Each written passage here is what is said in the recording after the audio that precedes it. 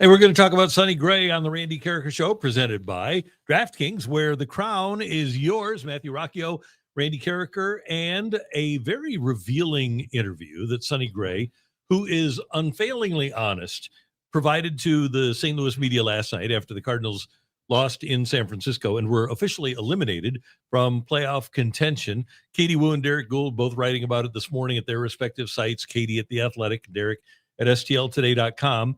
And Matthew, lo and behold, the Cardinals have a pitcher that last year said, I want to be here. This is where I signed to be. This is where I want to be. Didn't he say it like a month and a half ago? Yeah, basically. Yeah. But now, somewhere along the line, it struck him that the Cardinals just aren't going to be a contender in 2026. And so Sonny Gray made the comments last night, and I have no problem with a guy wanting to win and being in a situation where he isn't going to win and saying, hey, I would prefer to be in a place where I'm going to win. I think that's what the Cardinals sold him on when they signed Lynn, and Kyle Gibson was, hey, you guys can get us over the top. You guys can help us win. And I don't think that was ever really going to happen. And so I'm glad that he is willing to at least consider moving on for him and for the ball club. Yeah, I mean, it's better for everybody. He's in an age where, he's only had a couple chances to win, and it's been a little bit since he's had that chance again, and he wants that chance as well to probably make $35 million. I'm sure he doesn't hate that as well. So yeah, he wants all of that, and no one can blame him for that. Nope. Just make sure that when you open up that no trade list. And along those same lines, Katie Wu with a piece this afternoon. Actually, it was published this morning, where Nolan Arenado also said that he will be more willing to waive his no trade contract for the offseason of 25-26. He said to Katie, quote, I think I have to be.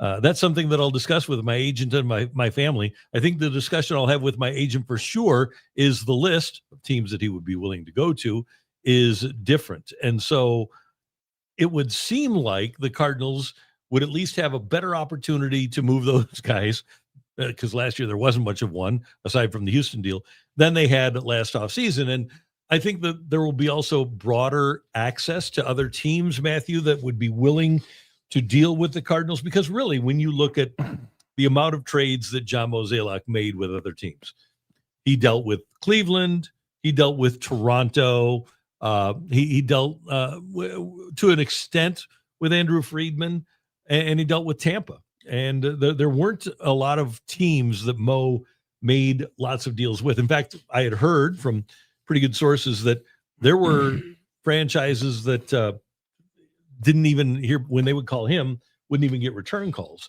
So if that's the case, and I don't know if that's the case, you just hear that from other people, but if you have access to each of the other 29 teams rather than 6 or 7 of them, that opens up a lot of different possibilities for you. I think much like Nolan Arenado, not to the same degree, but in a similar fashion, as somebody says, where was this? Samuel Howe, get rid of Gray before Palante is replaced. It's also his walk year, so what can we get for $35 million? Well, you're going to probably have to eat some of the $35 million. I'm going to guess, any salary relief that you've received from the departure of other players that were the expiring contracts that were expiring that you traded away. A lot of that relief is going to go to paying the contracts for Nolan Arenado and Sonny Gray to get them off the books long term. And it's unfortunate, but it is what it is. And hopefully that maybe adds to the prospects you get. So maybe in the Sonny Gray trade, and we'll talk about this in a little bit as we go to the projection of 2026, maybe in the Sonny Gray trade, maybe in the Nolan Arenado trade, you can get a guy who can actually project to impacting 2026 as a role player at the very least. And the way these deals work is with both of them, Gray do $35 million next year, Arenado do 42 over the next couple of years, but $6 million deferred. So it's the cash is actually 31, $6 million deferred, and then $5 million paid by Colorado. So it's $31 million in cash for Arenado over the next couple of years. Then the Cardinals will pay that $6 million deferred down the road. But my point here, getting to it in a roundabout way, is that the more you are willing to absorb of the salary of said player, the better prospect you're going to get. So if somebody is willing to take on the entire $35 million for Sonny Gray next year, you're likely not going to get a good prospect. You're going to get a low-level lottery ticket. If you're willing to pay $20 million, you'll get a better prospect. If you're willing to pay $25 million, you'll get even a better prospect. So essentially, you're buying a quality of prospect when you make a deal like this by giving up more money that the other team doesn't have to pay in salary. And I would think that with Sonny Gray, you're probably talking, and let's start with this. The Cardinals have no idea what the market is going to be, how much they'll have to pay. Right now, they don't have any idea. They don't know what the market looks like at all. But I'm going to speculate here that with a guy like Sonny Gray, you probably pay 50% of it. So $17.5 million. The other team pays $17.5 million. You wind up with a mid-level prospect, maybe a guy who hasn't, 27, 28-year-old guy who started in the majors, hasn't done an awful lot yet, and probably isn't going to do an awful lot, but can at least be a fifth starter and give you some innings. With Arenado, 31 cash, probably talking 16.5 or no, 15.5. And again, you probably get a mid-level prospect. Arenado, you're more likely to only get a lottery ticket because of his decline. Sonny Gray has pitched really well. Arenado has not played particularly well. He's in a decline, even though he did hit a home run. He's in a decline. And I would guess that regardless of what you're willing to pay in salary for Nolan Arenado, you probably aren't going to get an awful lot in return. But you might have to you just might have to eat more money with a guy like Arenado, who it seems pretty clear with his comments and the way that he was willing to be treated in the home finale on Sunday, seems pretty clear that he's ready to go too. Yeah, and Eric Cleveland was saying one of the big market teams will pay it, just you don't get back much in return. Well, and your point about you essentially pay for a better prospect. The DeWitts aren't in the business of eating salary. You're not wrong there, but the DeWitts also aren't in the business of rebuilding a baseball team other than that first couple of years when they were here. And so they can either pivot and change their ways and give themselves a better chance in the rebuild, or they can be stubborn and keep making the little mistakes on the edges that have gotten them where they are now. And they actually are in the business of giving up salary. When they got rid of Tino Martinez, the third year of his contract, they ate almost all of it so that Tampa didn't have to pay. When they traded Mike Leake to Seattle, the Cardinals picked up a huge amount, well over half of what was due him. When they got rid of Dexter Fowler to the Angels, same thing, well over half Did they of what pick he up got. Any of, because I know they were trying to soften the full blow, did they pick up any of Craig's contract in that move to get the full? No, that was they got the full deal. thing done. Yeah, okay. Boston took on all of the Craig contract. They had like a major league payroll outfield because they had Rusney Castillo and Craig and somebody else in the minors in Boston when Craig got there, and they were paying an outrageous amount of money for their minor league outfield. But the other guy is Brett Cecil. They took on his entire last year at $7.5 million. So the Cardinals have done it before. This could be Ben. It's distasteful, but they've done it for them, but they've done it. This could be Ben says Leak, Roland, and Lackey as well. Well, Lackey, no, he left as a free agent. Okay. But the thing with Lackey was he had taken a deal because he was a man of honor and integrity. He had taken a deal that if he went on the IL, that the last year of his contract, he would play for the minimum, and he did. Okay. Or close to the minimum, like $1 million or something like that. So that deal worked out. But he left and signed with the Cubs as a free agent.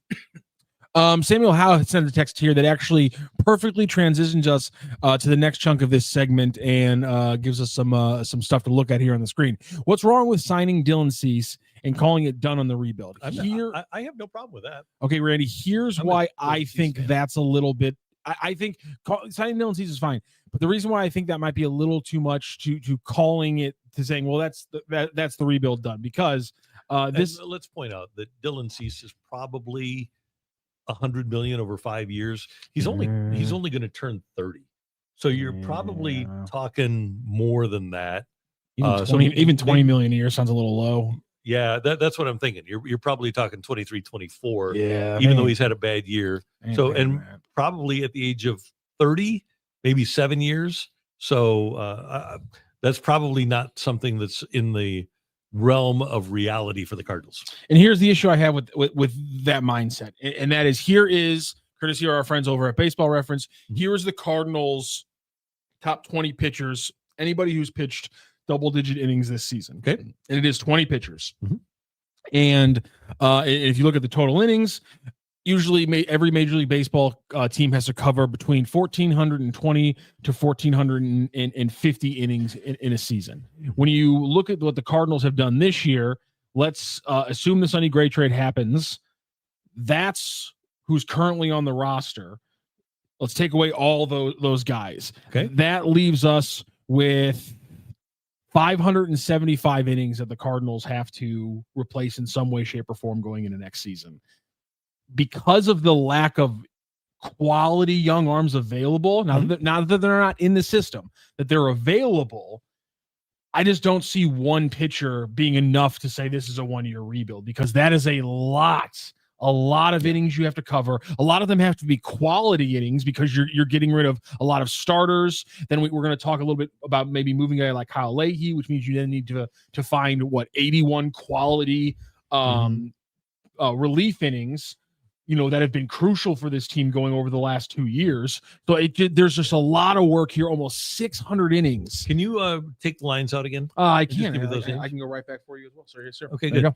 So Michaelis and Fetty are not difficult, right? To replace. You can, for a lot less money, you can get the same quality of performance. You would think that you got in maybe not the innings, but in terms of quality performance. But we've talked a lot about how important the innings eating factor of a Miles Michaelis and covering 150 innings, how important that was. And you might have to throw numbers at this. You might have to just sign a bunch of guys rather than just have a staff where only 6 people made starts all year long. Part of my point. Yeah, people are going to get injured. You go all Brewers on it.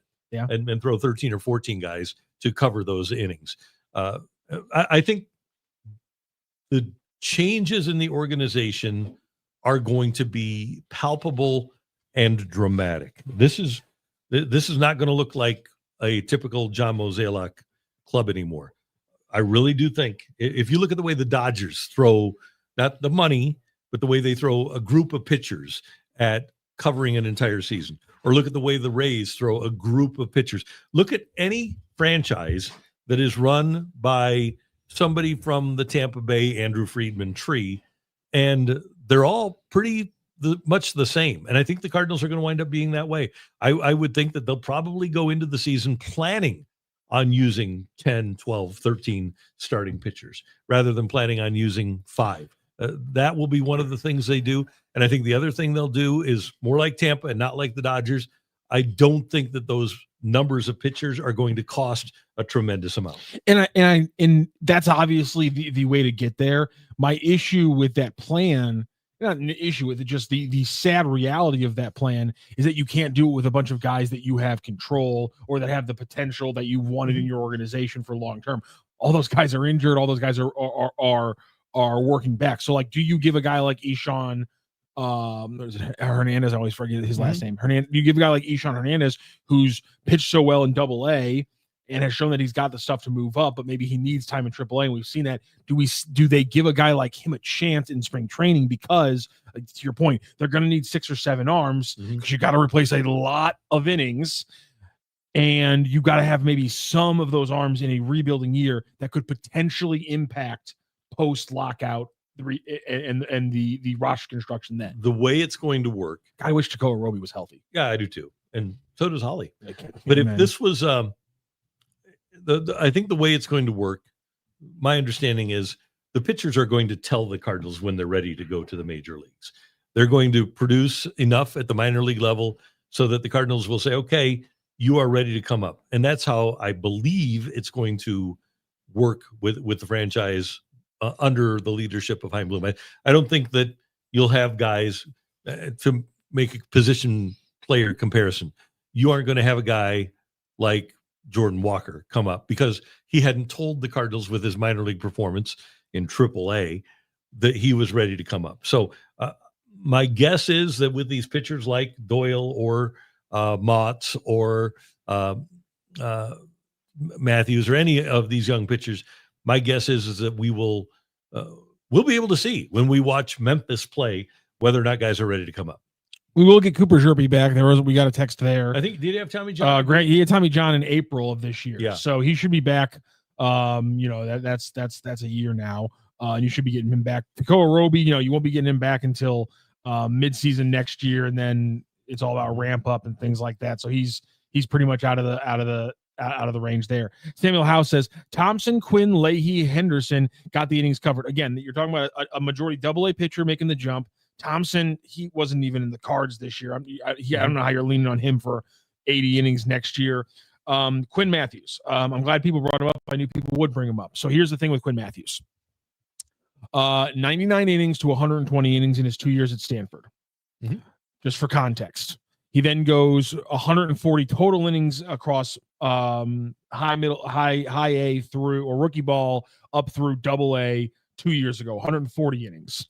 This year, though, he's going to cap out at he's at 99 right now. I haven't checked the schedule. They got playoffs though, so maybe he pitches to 110. I just don't know how much based on that fluctuation over the years. The fact that he's coming back from an injury, I know he's come back from an injury this year, but how much do you want to strain a guy who, what was it, a shoulder injury in the first place? I just don't know how much you can lean on him for more than maybe the 120 innings that he kind of put in this year. But to your point, you have you kind of have the projected plan to get Quinn Matthews involved next year that would kind of keep him at that cap. And what you do is you sign a free agent, and again, we are not going to see big time free agents in St. Louis. So the Dylan Ceases of the world are not coming here. But get a free agent that can get you through the first half of the season until Matthews, until Liam Doyle, until Amots show that they're ready. And you can still get starting pitching that doesn't cost a ton of money. A guy like Tyler Mahle will be out there. He's been hurt a lot, but you can take your chances on him. A guy like Zach Eflin is going to be a free agent after this year. These are guys that you can give 1 year contracts to. Jordan Montgomery might be a guy that coming off of the injury that wants a 1 year prove it contract, and he knows he can come to this ballpark, which is a difficult hitter's park, and have a good year and then set himself up for free agency the year after. There are going to be guys out there that aren't substantially expensive that you can sign and help you out for at least half a year. And then if they're injury prone, if they get hurt, it is what it is. With that said, can I give you one note here? Go for it. Talking about the approach of the Tampa Bay Rays. Here are their and one of the things that's going to happen with the Cardinals, not that it hasn't happened already, because it's happened with every team, is that WAR is a huge statistic, but it's more pronounced now than it's ever been with the Cardinals. They're going to be all about WAR and working the margins, as they say. That's what their franchise is going to be based upon. And we talk about the Tampa Bay model. Here are Tampa Bay's top 10 pitchers ever in WAR. David Price, traded before he became a free agent. James Shields, traded before he became a free agent. Scott Kazmir, traded before he became a free agent. Chris Archer, Blake Snell, Alex Cobb, all traded before they became free agents. Drew Rasmussen and Shane McClanahan are still there. Tyler Glasnow, traded before he became a free agent. Matt Garza, traded before he became a free agent. I think that is the approach. I really believe that's the approach that the Cardinals are going to take. My guess would be that if they have a Price or a Shields or a Kazmir, because of the cost of starting pitching these days, that those guys, whoever, Liam Doyle, 5 years down the road, shows himself to be a $40 million a year starter, I don't think the Cardinals will keep him around. I think they'll trade him. Yeah, and that's something that scares a lot of people. And I was throwing it up on the screen there, the projection as it kind of now sits for the starting five. And this is why I wanted to talk about 2026 so much, because when you put it on a screen like that, Randy, and I know there's no name attached to the free agent pitcher, so maybe there's somebody out there that gets you more excited. But when you put it on a screen like that, that's pretty worrisome. Yeah, it is. That's not great. That, and maybe I'm being alarmist here. Yep, you are. Looks a little bit like 2023. Well, I don't see any veterans there that are out of gas. I see guys, Liberatore I think can be better. McGreevy I think can be better. Mr. X, we don't know. Leahy has never started, but so he has a chance to be better. Palante can definitely be better. Right out of the gate. Imaginary Cobra. Palante shouldn't be a starter next year. He needs to come out of the bullpen. John Cooper, Palante should not be a starter next year. Graham said, and I thought wanting Cease was delusional of me. Yeah. So let's look at that list of names, and then heading into this 2025 season, what did you think of Tanner Bybee, Gavin Williams, Logan Allen, Slade Ciccone, and Luis Ortiz, who's not there anymore, but then Joey Cantillo? What did you think of that group? I'd heard of two of them. Okay, there you go. And that's the Cleveland starting rotation, and they just took over first place in the AL Central with 86 wins. I don't think that we can judge people on names. I think we have to judge them by performance. And Liberatore has gotten better. McGreevy looks like he's getting better. Leahy deserves an opportunity. Palante, as we've mentioned, this guy was pitching college ball 5 years ago and has never thrown as many innings as he has this year.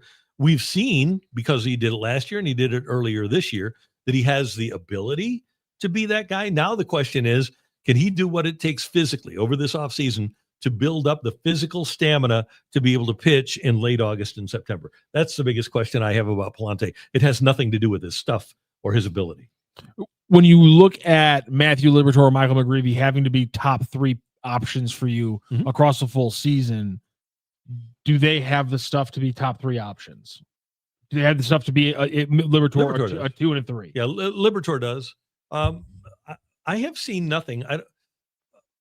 If people can tell me what they've seen from Michael McGreevy that they don't like, to make them think that he can't be a 2 or a 3, I'd like to know what it is, because all he's done is win and give you innings.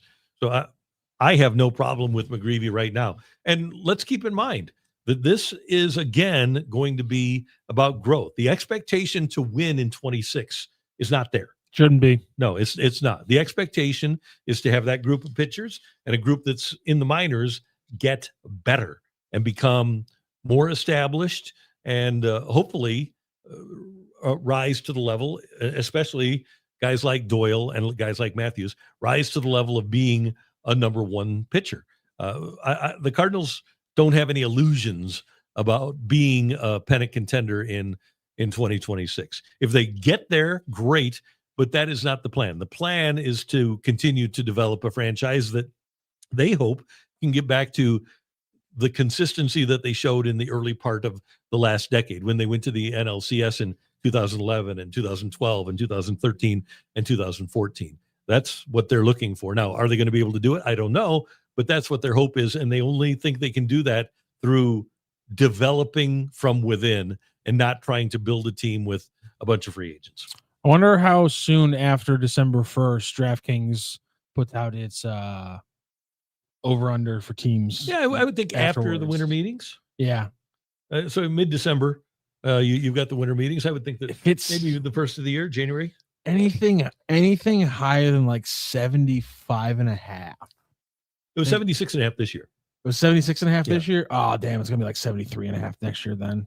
That's going to be a tough over. But then they won. How many games are they? They're at what, 78 now? Yeah, they cleared that. I just think anything. I'm expecting like 72 again. With that pitching staff right now. As I be very cynical. Dylan Hatfield jumping into the chat. Haven't seen this name in a while. Palante has to be a starter next year because we should be building for 5+ years out. We shouldn't be moving on from Palante unless he can be replaced with zero resources expended. I think that's legitimate. But I also, in addition to that, I think Palante deserves the opportunity to become a pitcher that has the physical attributes, and they need to do this. Like before Lance Lynn became, and this is why you'd like to have Chris Carpenter in your organization. Before Lance Lynn became a starter during that 2011 offseason, he stayed in town and Chris Carpenter stayed in town, and they were out 2, 3, 4 days a week running the steps at Busch Stadium. And remember, Lance Lynn got skinny. Remember skinny Lance Lynn? Yeah. He lost a bunch of weight. It's terrible. But it also showed him what it took to become a starter that could pitch 6 months. Because when there's less stress at the minor league level, and when there's, well, at that time, you didn't have the minor leagues pitching in September. There's just fewer games to start. But a guy like Matthews, this year, you mentioned his innings. They let him go 4 or 5 innings, and they get him out of there regardless of how he's performing. At the major league level, you have to go 5, hopefully 6 innings, and give quality for the entire 6 innings. And so I think that a guy like Palante, who has given you quality, you know he can pitch. Now it's a matter, can he pitch consistently? And that's why, Matthew, you don't expect it next year, because you've seen the quality, you haven't seen the quantity. Now you have to see if he can deliver quality over a quantity of time. And that's why I have no problem with him getting an opportunity next year. He wants to do it, and he's going to get in shape for it. And let's see if he can pull it off. And this is legitimately like a math problem I'm going to be doing like over the winter as they add pitchers, is like where do these 600 innings come from? And I know it's not a big deal, but like legitimately the ability to take a guy like Gordon Graceffo and go from 40 innings at 5.7 ERA to giving the Cardinals 80 innings at like a 3.4. That it's a smaller storyline than all these other names we're throwing out, but that kind of development is going to be monumental for the Cardinals. If they can get a guy like Gordon Graceffo to develop like that, and maybe one or two other young pitchers to develop just along that line, it would be monumental over the next 2 or 3 years. It's huge. I think we also need to consider evaluation here, because to the point of Kenton Joseph, Cardinals didn't have MLB pitching. They picked up a pitcher that the White Sox cut. Who was it that the White Sox cut this year that the Cardinals had? Is that Alcala? Oh, that might be. But here's, I guess, the point that I would make. Veneziano. He was a Marlin. But the point that I would make in talking about people that the White Sox cut, don't give the White Sox too much credit for being great, okay? Because they had a player in the minors earlier in the season named Andrew Vaughn that they traded for a guy who had demanded a trade from Milwaukee, Aaron Savali. All Andrew Vaughn has done this year is hit 257, 308 on base, 416 slug, 724 OPS, 14 homers, and 64 RBIs. Andrew Vaughn has been one of the key offensive players for the Brewers, and the White Sox not only had him in the minors, but gave him up for a guy who had requested a trade, and he went to the White Sox. I wonder if he feels dumb now, by the way, Aaron Savali getting traded away from the Brewers to the White Sox. So don't give the White Sox too much credit. Sucks to suck. Stan the Fan, how are the Cardinals going to have revenue to spend money on free agents when they can't draw enough fans to the ballpark with the product on the field? They aren't going to get expensive free agents. $6 million ain't that much. Yeah. No, they aren't going to get expensive free agents. No such thing as a bad 1-year deal. Yeah.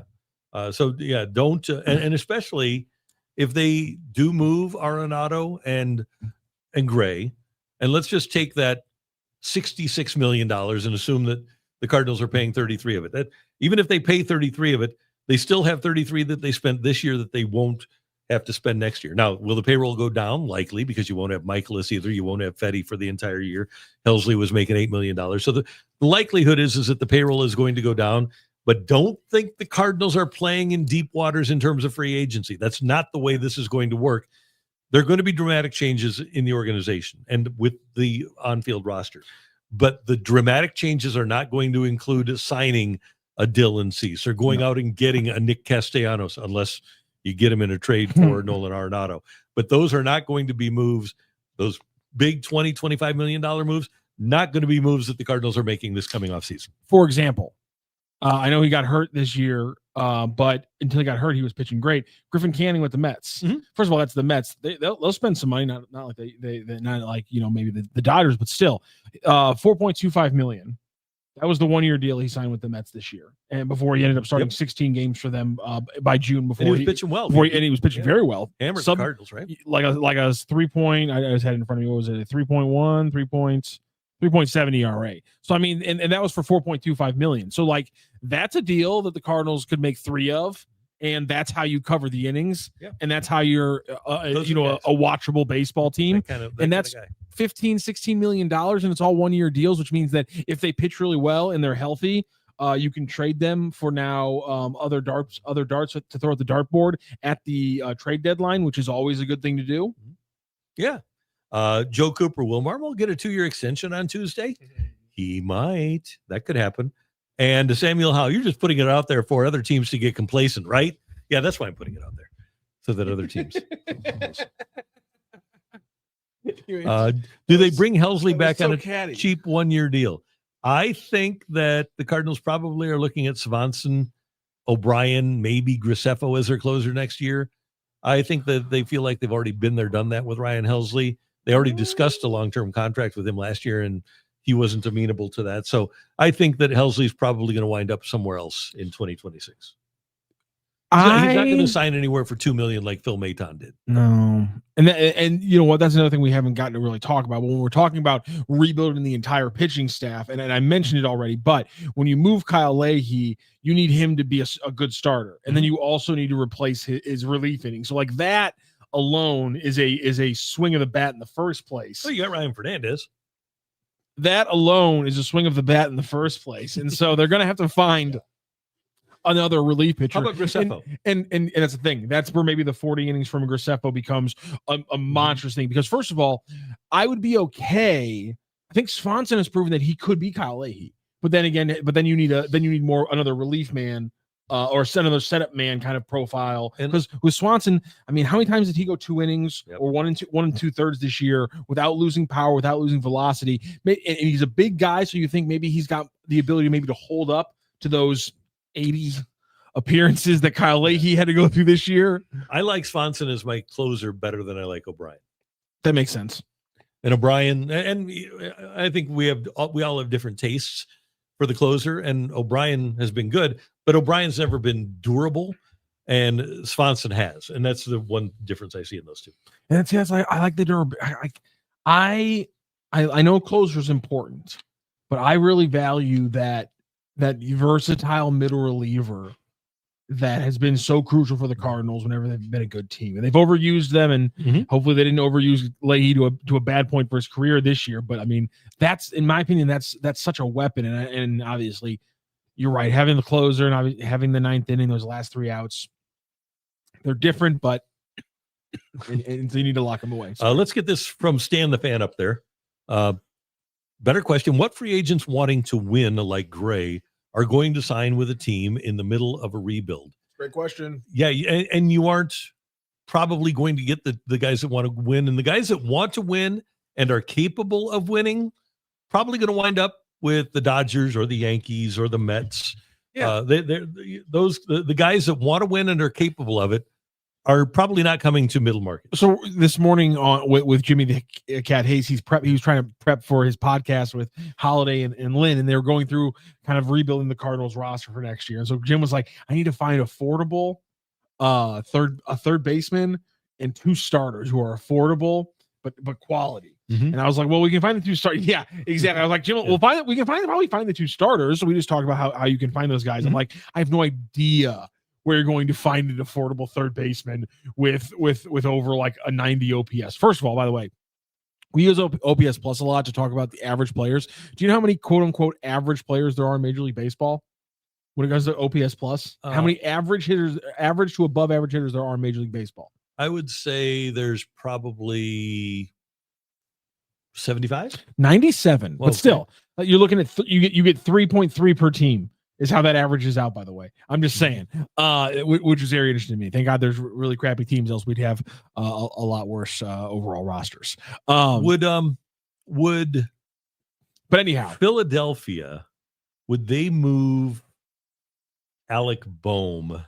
Would Arenado be any more attractive to Philadelphia than Alec Boehm is? And he's kind of turned things around this season. It's been a rough season for him overall, but his OPS up to 740. I wouldn't trade him over them. What's his deal? 11-57. He's got a $7.7 million deal. Yep, signed through this year. His service time. One more arbitration. He'll have 1 year left before free agency. If they don't want to pay him, that's an internal thing with the Phillies. Like if they really don't want to pay him, even like the $8 or $9 million he might get in arbitration, and certainly they don't want to pay him as a free agent, that could make sense. But to your point earlier and to the question about why would guys come here, somebody Isaac Paredes is a free agent. Why would Isaac Paredes at 28 years old, coming off his best season, sign with the Cardinals? It makes 0 sense for him. And so it's like that. It's like, yeah, you can find guys.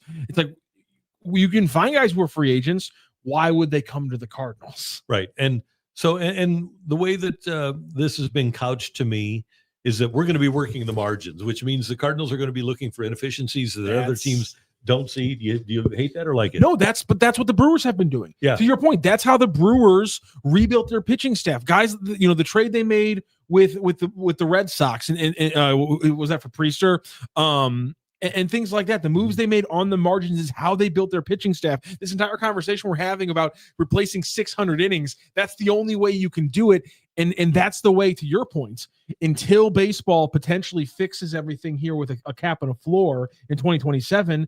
Right now, you are playing a little bit the haves and have-nots. And unfortunately, you're playing financially closer to the have-not camp than you ever have been over the last 20 years, which means for a lot of reasons, you're going to have to play on the margins. Yep. And that's just that's where the Cardinals are. So it's going to be those guys that are relatively inexpensive that you can trade for or sign as free agents, the Lane Thomases of the world, who's with Cleveland, bringing back a Carlos Santana, who I think they DFA'd, but still you're working the margins with guys like that. When you trade a Corey Kluber, you get a Class A back and hope that he doesn't gamble, or at least work with gamblers, things like that. So when you make trades, allegedly? like if you're gonna, We have to say allegedly. I think at this point, yeah, allegedly. Okay. Just covering our asses. Thank you. From So, but yeah, what you do is when you trade your big money guys, you've got to get quality back in return, and I think that's one thing that the Guardians have really done well, and that's clearly one of the great things about Tampa. Is people think that Tampa Bay is a draft and develop team. There was a game, one of their teams a couple of years ago. I think it was were they in the playoffs 2 years ago? Let me double check here. They were a playoff team. It wasn't their 100-win team. Let me get it here. 18 of their 26 guys came from other organizations. And I think that sometimes we think, oh, well, they do a great job of drafting and developing, which they do. But their major league team primarily is built from the outside. This team, the 99-win team that finished second in the AL East a couple of years ago. Bethancourt came from another organization. Yandy Diaz, another organization. Arozarena, another organization. Siri, another organization. Luke Raley had come from somewhere else. They had their pitching staff. Eflin had come from somewhere else. Taj Bradley. So they were a team that was built primarily with players from the outside. So you can still get an inexpensive team from other organizations. It doesn't have to all be draft and develop. Harkening back to our boy Bernie, just got to be a little bit smarter. Got to be smart, yeah. And if you're smart, then you're going to get involved with DraftKings, where the crown is yours. Because here in Missouri, the wait is almost over, and DraftKings Sportsbook, America's top-rated sportsbook app, is coming soon to the Show Me State, and you can sign up today. New Missouri customers can get $300 in bonus bets when DraftKings launches on December 1st. Download now and place a $5 bet when we go live, and DraftKings Sportsbook will bring you everything you need to elevate your game day, including live in-game betting, lightning-fast payouts, and endless ways to get in on the action, all right from your phone. And when DraftKings officially does go live in Missouri, you'll be betting with the Sportsbook app trusted by millions. Safe, secure, and has fast money withdrawals. Download the DraftKings Sportsbook app now and use the promo code STL Sports to grab $300 in bonus bets with just a $5 bet when DraftKings goes live December 1st. That's code STL Sports in partnership with DraftKings Sportsbook. Gambling problem? Call 1-800-GAMBLER. 21 plus, physically present in Missouri. Eligibility restrictions apply. Bonus bets expire in 7 days after issuance. Excludes customers who redeem pre-launch sign-up offer. Terms at sportsbook.draftkings.com/promo. We have to get some Blues talk in before we talk to Hanna Barton about the SEC and college football schedule. We also got to give you guys a rundown on how tomorrow's show is going to work. A little bit different on a Friday. JR, a good friend, put out his roster projection 1.0 on The Athletic, and I'm going to throw it up here on the screen for everybody. Here's how JR sees it laying out here. For the forwards, Buchnevich, Thomas, and Snuggie on that first line. Holloway, Shen, Kyrou, Neighbors, Suter, and Bukestad. And then Toropchenko, Sundqvist, and Walker. And then 14 forwards probably they carry. So it's 4 guys competing for final 2 spots.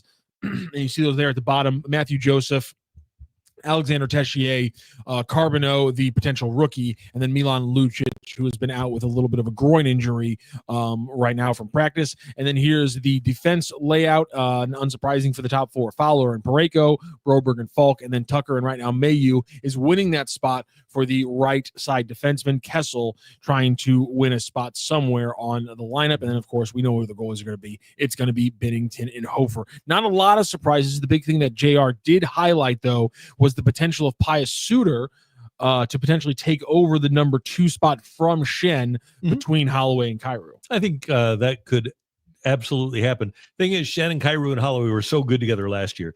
You've got to give them the opportunity to replicate the success that they enjoyed. And then you can move Suter. I think Shen fits better, actually, as a third-line center. You put Shenner with Bugstad and Neighbors. That's a pretty rugged third line that can do some damage, both offensively and defensively. Obviously, Neighbors and Shen would have to provide the preponderance of the offense, but I think you're all right there. And then Suter, we saw what he did last year. He had 25 goals, but he's also a pretty good setup guy. Suter with Holloway and Kyrou would be interesting. There's not Holloway is a 200-pounder, but otherwise you don't have a ton of size on that second line. That's like my one question is right now, if you're going up against, Draisaitl and McDavid, what line do you throw at those guys to start the game? I would probably go with that fourth line. Okay. I would wonder if there's a way to get a combination out there to get maybe 2 solid defensive 200-foot forwards in those kind of games and what the combination looks like. And you could obviously take a look at what Suter did against McDavid last year and then get Nabes out there. There's a lot of options, and Jim Montgomery is great at finding and exploiting the weaknesses of the opposition to get those options out there. By the way, just looking at Justin Carbonneau there at the bottom, he'll probably still wind up in juniors, but he would start the season with the Blues. But he would have his 11 games that he would be able to play, 9 games that he would be able to play, and then get sent back to juniors. Unless he just really goes off, I would think that he'll go back to juniors, because when I look at that top 6, and he's got to be top 6. When I see that particular top 6, I don't see him, unless he's something really special, being able to infiltrate that top 6. Yeah, I guess you could potentially say in those 9 games, if he really shows you really want to get a look, you say we kick Bugstad down to the 4th line and give him that 3rd line right wing. Because to your point, I don't see how he cracks the top. So I think the best realistic chance would be him cracking that 3rd line right wing, then moving Bugstad down, giving themselves a more depth overall, but taking a chance. But yeah, I just don't see it happening. JR, talked about how impressive he's been. Alex Ferrario over at 101 has been very up on what he's been seeing from Justin Carbonneau. But for me, it's just with the quality you have, the depth you have right now, it would legitimately surprise me. But going back to what we talked about yesterday, the projection of these guys and why I'm getting so excited, the fact that Jimmy Snuggerud is still on that first line projection. And again, he wasn't on the list of guys we were talking about last year who had this huge bump under Jim Montgomery. If you do though, if you take his 12 games, 6 games from the end of the regular season and 6 games from the postseason, if you extrapolate that to an 82-game season, Jimmy Snuggerud potentially is looking at a 45, 48-point rookie season. And considering the line he's on, I don't think that's ridiculous. No, and I know the Blues are flexible. I know they've already turned out their theme nights and their promotions. But at some point during the second half of the season, if we don't see a Jimmy Snuggerud Snuggie, come on, handed out at Blues games, you got to do it. What are we doing if we don't have that happen? Just like how has State Farm not called the Blues and said, "Hey, that young winger you got, let's figure out a plan here." Oh yeah, Jake. Yeah, like a good neighbor. His name's literally he's literally Jake from State Farm, and his last name is Neighbor. Like, what are we doing here? Yeah. Let's get these things rolling. Yep. Hey, we've got speaking of rolling, Mizzou is rolling 4-0, and we've got some great SEC games coming up this weekend. 4th ranked LSU is at number 13 Ole Miss. You've got number 17 Alabama at number 5 Georgia. That's a 6:30 game on ABC. You also have Mizzou hosting UMass. That's a 6:30 game on ESPNU. And our friend Hanna Barton joins us from our what's going on there, guys? Hold on a second here. You're not there we go. Hey. How are you, Hanna? I'm good. How are you? I think the camera starting kind of like this kind of represents how us South Carolina fans are feeling right now after that Mizzou game. And look, here we go. It keeps going. So not really sure what's going on here, but we're going to figure it out, I guess. Okay. There we go. Hey. So, it's great to see you. Good to see you guys too. Yeah. Let's start with this. What, once you got a chance to, and not that you don't watch every game, but you were intimately invested in the Mizzou game because you are a South Carolina grad and a South Carolina fan. Now that you've had a chance to watch them in what were difficult circumstances because South Carolina is good, what did you think of Missouri?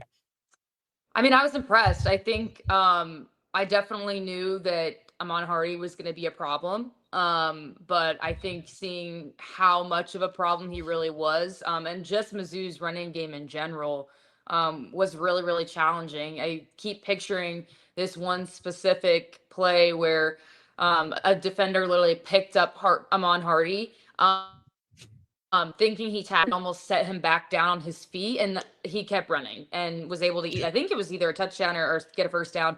So I have that image kind of flashing in my head. And then obviously the Mizzou defense able to able to really take advantage of the vulnerable offensive line situation for South Carolina, and just rattle Lenore Sellers, rattle his decision making, was something that really stood out to me. But I was impressed by them. I think that they showed up and showed out under the circumstances. What is the mindset right now going on in Columbia? Like, what you got Kentucky, it should be a pretty winnable game, but obviously when you lose two like that, people are going to start throwing up a lot of questions, and fans are always going to be volatile. How is the fan base taking the loss, and what are the thoughts going into Kentucky this weekend? Yeah, I mean, it's definitely a mindset shift because at first you're looking at this thinking, all right, we're going to be, we get the win Vanderbilt, we get the win over Mizzou, we get the win over Kentucky, and you're undefeated heading into LSU on the road, and that's going to be kind of the big test. I think that was kind of the ideal situation for South Carolina fans. And, maybe a loss to Mizzou was sprinkled in there, but I think definitely the loss to Vanderbilt was a huge blow and made that Missouri game that much more important. And then you lose that one. I think at home against Kentucky is going to be a really good bounce back game for South Carolina. I think that if they can get a decisive win here, that will maybe build some momentum. Now, if you come out again, for those that don't know, South Carolina and Kentucky is kind of this like unspoken rivalry in recent years. A lot of their games in the past few seasons, with the exception of last year, have been decided by just a few points. And so I think that a big win over Kentucky at home will be a great way to bounce back. I think a lot of fans now are just kind of sitting here thinking, all right, is this going to be a season where we're just hoping to be bowl eligible, or is maybe this just some fluke start and our team's just fighting their footing and they're going to continue to build, like kind of like how we saw last season, which again, I think with the expectations coming into this season, either one is going to be kind of disappointing. But I think fans are definitely kind of waiting anxiously on the edge of their seats to see how this Kentucky game goes. To your point about UK and South Carolina, that is one of the three annual opponents that South Carolina pulled, that was announced earlier this week. Georgia, Florida, and UK is the three for South Carolina. What were your thoughts as a South Carolina fan, looking forward to those as the annual opponents? I like it. I always loved, at some points when we played Florida when I was a student there, we got a big win over Florida at home, and my junior year, so that was fall of 21. That was super fun. As someone who grew up in Florida, I always love an excuse to try and beat the Gators. I think Georgia's a good one because it's close in proximity, it's easy to travel, and obviously it's a high level team. So if you're at the point where the expectations are high and you're trying to make a playoff run, there's a high caliber team each and every year that's going to be on your schedule that's going to help, strengthen your schedule. And then Kentucky one's good because, again, that's just something South Carolina too, especially right now with Shane Beamer, because it's really Mark Stoops and Shane Beamer that had kind of this like underlying beef going on. So I was really happy with it. I'm happy they're all very easy, pretty much easy to travel games. And I think all games that South Carolina fans, both in past and in recent history, can think of some pretty defining games that stand out. So. Hanna, let's talk about some of these ranked games this weekend. Fourth-ranked LSU is at Ole Miss. Trinidad Chambliss is going to start at quarterback again for Ole Miss. And even though LSU is undefeated, I don't think they've been overwhelming. They beat certainly a vulnerable Clemson team 17-10, beat La Tech 23-7, beat Florida 20-10, and we know what Florida is now, and that was a game at Death Valley. And then they beat South Carolina, which everybody should, 56-10. Ole Miss is performing pretty well with a backup quarterback. I think that this could be a statement game for LSU if they can go into Oxford and win this one. Yeah, I'm super excited for this game. I think this is the SEC game that I'm actually most excited for. I think just because anytime you have two of the biggest personalities in the SEC facing off against each other, and Brian Kelly and Lane Kiffin, it's going to be a good one. I mean, throw in the storyline of Lane Kiffin's daughter dating the star defensive player on LSU. I mean, that's SEC football. You can't really get any better than that. But when you're talking about the actual on-the-field play, yeah, I've been really impressed with Trinidad Chambliss. I think that that's the right decision to roll with him. And I think LSU was one of those teams where after that win over Clemson, because of how it was ranked coming in, you're thinking, oh my goodness, this LSU team is hot. I was even, a couple weeks ago said that they were going to be my top team in the SEC. Now we've seen what Clemson has turned into. Thank goodness they're even worse than South Carolina. But we'll have to see what that game will turn into. But I'm super excited for that game, especially going into Oxford. I think Ole Miss is going to come out swinging for sure for multiple reasons. And then you hate to put this on a coach, but I think the game at Georgia for Kalen DeBoer is kind of a must win. The pressure is going to be enormous on him. And not that he doesn't put pressure on himself, every coach does. But in terms of the public pressure and the scrutiny that he's already facing, if they lose this game and fall to 2-2, the pressure on Kalen DeBoer is going to be excruciating. I agree. I think if you see Alabama fall to 2-2, even though it is Georgia, I think that you're going to see Kalen DeBoer's chances of still being in Tuscaloosa by the end of the season drastically drop even more. Now, on the other hand, if you go into Athens and you get a win, I think that's going to be a huge boost for Kalen DeBoer and, kind of his case to stay in that position. So that's a big one as well. I think it's also another chance for Georgia to kind of bulk up their schedule, bulk up their resume a little bit. Obviously, you come away with a big overtime win against Tennessee, but you want to show that you can kind of dominate in some of these other kind of top tier SEC programs that we've seen, such as in Alabama. Let's get into the actual the X's and O's of one of these games. So Landry Kiffin is the one that posts, that makes the post. So we get a hard launch on Instagram from Landry Kiffin, the daughter. But 5 days before the game, let's get into the actual logistics of this. Whose idea is the hard launch the week of the game? Is that Landry? Who's playing the mind games in the relationship? That's the real question. Well, speaking from personal experience, it's usually the girl that pushes the hard launch. So I'm thinking it was an idea that kind of came up in Landry's head. In terms of the timing, it is Lane Kiffin's daughter, so chances are she's sitting there going, this would be really funny. I'm sure she gets some of her sense of humor from her father. And if anyone's watched interviews with Whit Weeks, he seems like a pretty laid-back guy until you put him on the football field, and then he's pretty much going to rip your head off. And so I'm sure he just went along with it, making his girlfriend happy. She probably thought, it would be fun. It would be a fun way to kind of play with the fan bases, and it's drawing a lot of attention to their relationship. So if that was the intention or not, I'm not sure. But I definitely think you're going to have some people, maybe a different audience, maybe a select few, but a different audience tuning into this game that maybe wasn't going to, just to see if there's any sort of drama related to that. And I think it would be a fun game to play, is how many times do the announcers bring up this relationship during the game, of course. That's a really good question. And Lane Kiffin, by the way, he commented on the Facebook, on a Twitter post pointing out the Instagram post, and Lane Kiffin's comment was, bet the over. Yeah, that was awesome. And that's what I'm talking about. When that's your father, chances are you knew you were gonna mess with some people by posting when you did. A part of me was like, maybe it wasn't intentional, but that's not how a 20-something-year-old girl's brain works when it comes to posting on social media. So how would you know that, Hannah? I don't know. May have had a personal experience here and there. So okay, Ed Orgeron was on ESPN Radio this morning and said he is going to be coaching again next year. That his kids are out of the house. His sons are both analysts at Miami under Mario Cristobal. His daughter is doing really well. So I'm going to give you a couple of hot seat spots or open jobs. and I want you to tell me whether it'd be a good job or not a good job for Ed Orgeron, who, of course, you know well from his days at LSU, and he was also at Ole Miss. Let's start with Florida. Would Ed Orgeron be fun and good at Florida with Billy Napier on the hot seat? I think it would work because of the culture and the brand around Florida football. I think that could work. Okay, what about UCLA? He was the interim at USC. He was the defensive line coach at USC. What about UCLA? I could see it. Because UCLA has those resources. However, I think after seeing him at the helm at LSU, I'm really seeing him at an SEC school. That's kind of what I'm pulling for. But there is an exception. I'm going to see if you bring this team up and if we're on the same page. So let's see.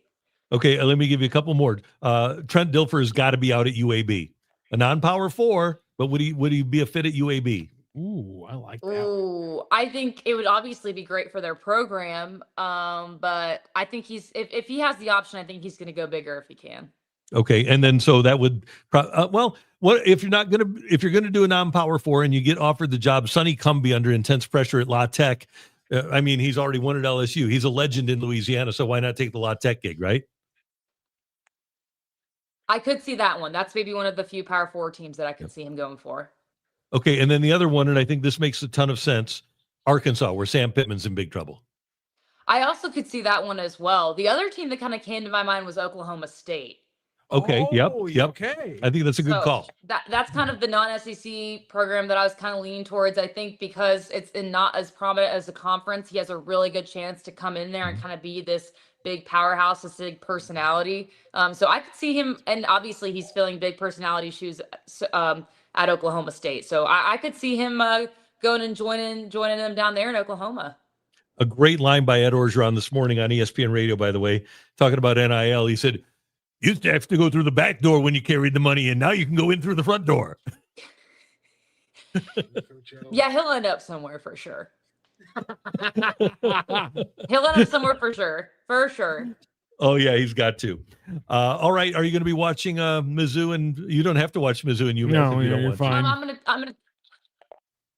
I'm gonna try my best. I'm gonna be at the South Carolina game, so I might be a little bit distracted, and I have a feeling that score might be just a little bit closer. I mean, I would love for it to not be. I would love for it to be just as big of a deficit as what I think this Mizzou UMass game is going to be, but I have a feeling it won't. So, right. We always love having you on the show, Hannah. Thanks so much, and have a great weekend. Thanks, guys. Have a good one. Hannah Barton from Southeast Sports Fans, and you can find that on the old YouTube machine. And she does great work along with Brendan Schaefer and much of our crew here from STL Sports Central. By the way, I think that not this week, but as the Mizzou season goes on, and Hardy has already kind of grabbed the attention of America. I could see Hardy becoming a big enough name that people will start talking about him for Heisman Trophy. Second in the country in rushing right now, leads the SEC. He's dynamic. I could absolutely see Ahmad Hardy. And I think that once we get into the SEC schedule, Matthew, that I could see Bo Prabula winding up in the Heisman conversation as well. You want to do this segment right now? Yeah, sure. Because I have some numbers for you. Okay, Randy, and I have it prepared. I'll get it downloaded. Do the Tigers have a Heisman hopeful? Let's look at some numbers here because if we're being fair, let's compare him to another SEC running back who won the Heisman. Unfortunately, Randy, we can't really go to a small name. It's going to be a pretty big name. Okay, good. Let's go back 10 years to Derrick Henry when he won the 2015 Heisman. Here were Derrick Henry's first 4 games. That's what we're through for the first 4 games. And much like Alabama, Mizzou has played 3 non-conference games and 1 conference games. Alabama that year played 3 non-conference games and 1 conference game to their first 4. If you look at the totals there, Ahmad Hardy has him beat right now. He has 12 more carries for almost 178 more yards, 7.6 yards per carry to Derrick Henry's 6.3. He is trailing slightly in the touchdown numbers with 8 and 6. But Randy, that's not the only numbers that matter. And here's where things get a little bit squirrely for Ahmad Hardy. Okay. Because here were the next 8 games from Derrick Henry in 2015. He went for 150 yards and a touchdown at Georgia. Had a small game against Arkansas, but I think they were up early big. At Texas A&M, he went for 236 and 2 touchdowns on 32 carries. Against Tennessee, 143 yards and 2 touchdowns. Against LSU, 200 yards and 2 touchdowns. He had 2 touchdowns early against Charleston Southern, their last non-conference game, and then they took him out. And then he had 271 yards versus Auburn. So if you want to match the last SEC running back to win the Heisman, all you have to do is have 2 200-yard games against on the road against SEC teams, and then another 2 150-yard games against SEC teams, one of them also on the road. And it's no big deal. That going 3 200-yard yeah, games. 14-1 also helps. It was a big advantage for Alabama that year too. So you've got your team has to be good, especially if you're a running back. Your team has to be really good. And let's see, what was their only loss? So their only loss that year was to Ole Miss. That was in that third game. How about that? And he didn't have a good game in that one. That right. Was, let's go back to that one. He only put up. He went for 20. I think he went 23 for 127 and 1 in that third game. So the big thing for both Hardy and Prabula is going to be once you get into the SEC schedule, and it might actually be your next SEC game, October 11th against Alabama. If one of those two has a big game against Alabama and Mizzou wins, all of a sudden those guys will find themselves in that conversation. He had 3 200-yard games, 2 140-yard games, and one of the 200-yard games is 271 yards on almost 50 carries in the Iron Bowl. Ungodly stuff there. Like it's going to be. I mean, Ahmad Hardy's not going to have to do that. To your point, because also I think there's another thing that I think there was. When you are in the middle of the run that Alabama was in, kind of like when Wisconsin was doing what they were doing, like those running backs, because everyone knew your offensive line is 30 pounds larger at every position than every other offensive line in the nation. Right. We're going to have to handicap you a little bit. So Derrick Henry had to do otherworldly stuff, just like how Ashton Genty in a smaller conference has to do otherworldly stuff. Well, if Ahmad Hardy hits $2,000, he's going to be in the top 5 of the Heisman voting. The question is, does he have the big games that gets him into the top 3? And if Mizzou is really good, 10-2? I know this as a Heisman voter, and you know this as just somebody who thinks about the Heisman. But it's really hard to put because you get to vote for 3. It's really hard to put 2 guys from the same team in your top 3. So if your quarterback and your running back are both having great years, and your team is having a great year, it's really hard to get enough votes for both of them to be in the top 3 of the Heisman. And my rationale here is that I think that if they are going to win a couple of these SEC games, it's going to be because Ahmad Hardy has the 200-yard games, and it's not going to be because Bo Prabula is diming it all around and having 100-yard rushing games himself. Yeah. He'll be solid. He will, as my favorite football term is, he'll help matriculate the ball down the field. Matriculate the ball down the field. Okay. They're going to do that a lot this season because it's going to be a 3 yards and a cloud of dust kind of offense the entire year. I'm okay with it. It's how you win. It's really the only formula that could potentially get you a Heisman for a running back in 2025.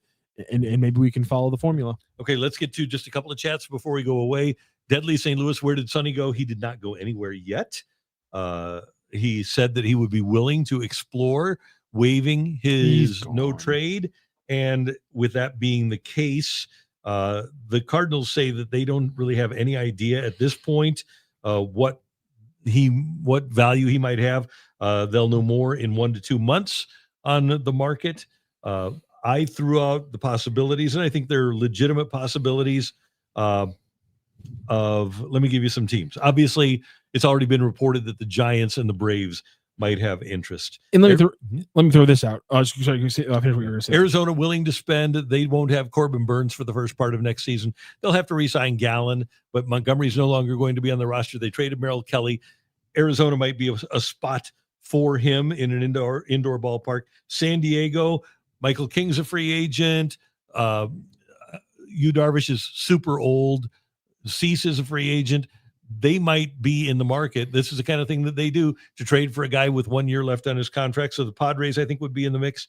And I'm assuming that he and New York, the Mets, because he and the Yankees weren't a good mix, I'm assuming that New York will not be a good spot for him. Why would teams want him?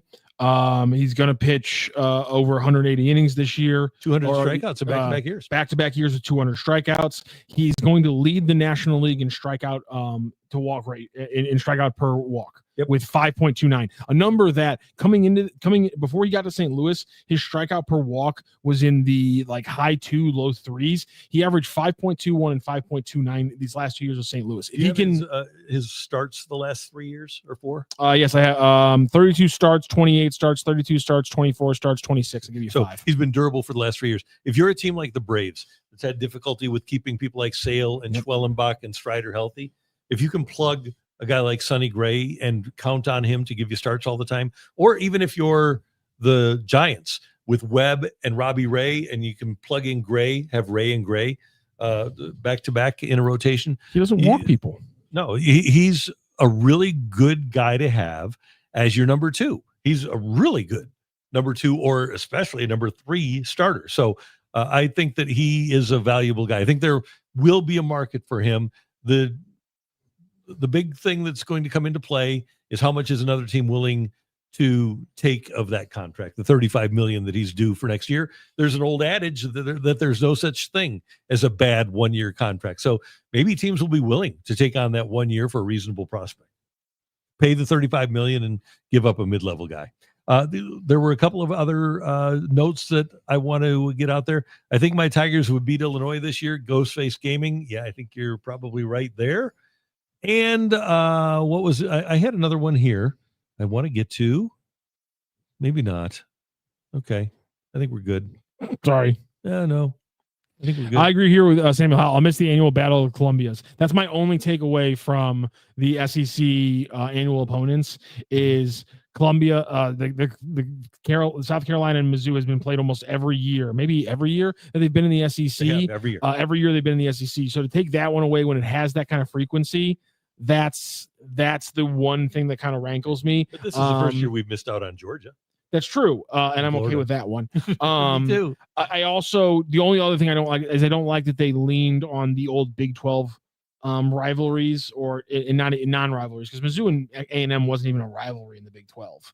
It was just we got lumped together because we were the 2 Big 12 teams that left to come to the SEC. It's and like they moved to the SEC by the time Manziel got there, where it kind of did become a rivalry for a couple of years. Yeah, so they've kind of like trying to redo the Big 12 within the annual, and I didn't like that. I say just keep it all bunched up and kind of mixed around. And by the way, if you haven't heard on it, we may have mentioned it on this show. I'm not sure, but I will mention it here. There is interest on the part of St. Louis and Mizzou and Arkansas to play that game every other year here at the Dome. Somebody brought up the Dome. And so kids aren't in school on Black Friday weekend, on Thanksgiving weekend. They don't, although they probably would this year if it was a home game. They don't ordinarily draw particularly well for Mizzou and Arkansas in Columbia. So that's a possibility, a distinct possibility, because I asked Laird Veach about it, and he said, yeah, we're looking at it and we're serious about it. And they still, Mizzou and Illinois haven't determined where they're going to play their non-conference games. And Mizzou isn't going to take 2 games away from Columbia and move them to St. Louis. But I think one or the other is a distinct possibility. Yeah, and that's going to wrap up today's show. Before we go, though, I want to tell everybody about tomorrow, because we're changing things up. Friday's going to be a little bit different here.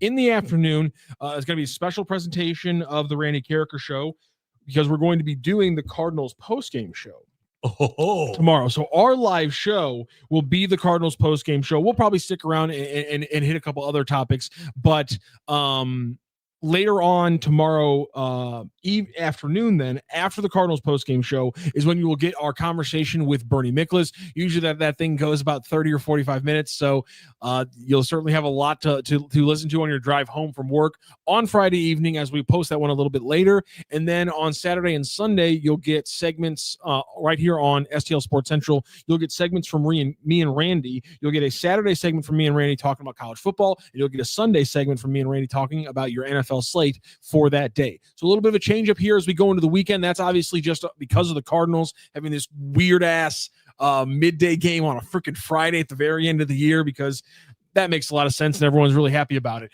So we're changing up the schedule a little bit. We'll be right here around 3:20, 3:30 when the Cardinals game goes final for the live show tomorrow. All right. Thanks for joining us, and thanks to our friends at DraftKings for presenting the Randy Karraker Show. DraftKings, where the crown is yours. Thanks to Wilson for getting us on the air. Thanks to Matthew. I'm Randy, and thanks to you for being a part of the program. Tell your friends that we're on at 3 o'clock now on STL Sports Central. We will see you tomorrow.